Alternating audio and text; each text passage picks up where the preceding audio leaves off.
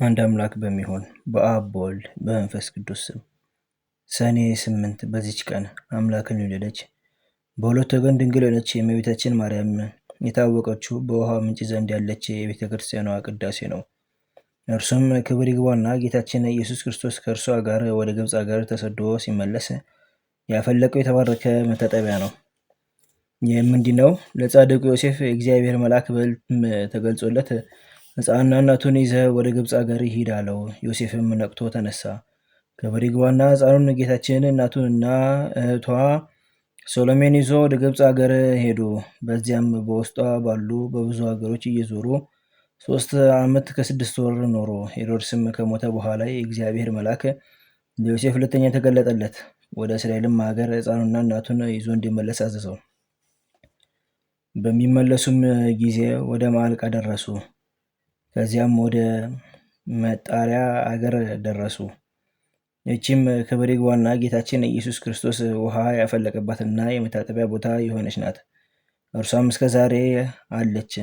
ሰዎችም ከሀገር ሁሉ ከየነገዱ ሁሉ መጥተው አምላክን ወደ ወለደችና በድንጋይ ስጋ በድንጋይ ነፍስ ወደ ጸናች ቅድስት ድንግል እመቤታችን ማርያም ይለምናሉ።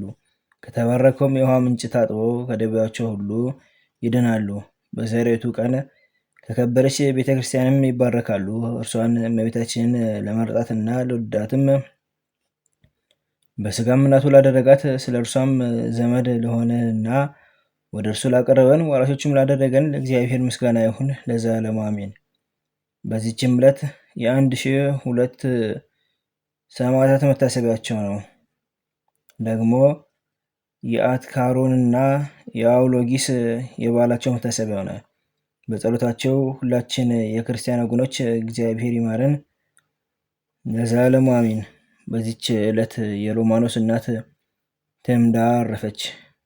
በረከቷ ከኛ ጋር ይኖር ለዘላለሙ አሜን። አንድ አምላክ በሚሆን በአብ በወልድ በመንፈስ ቅዱስ ስም ሰኔ 9 በዚች ዕለት የታላቁ ነቢይ ሳሙኤል የዕረፍቱ መታሰቢያ ነው።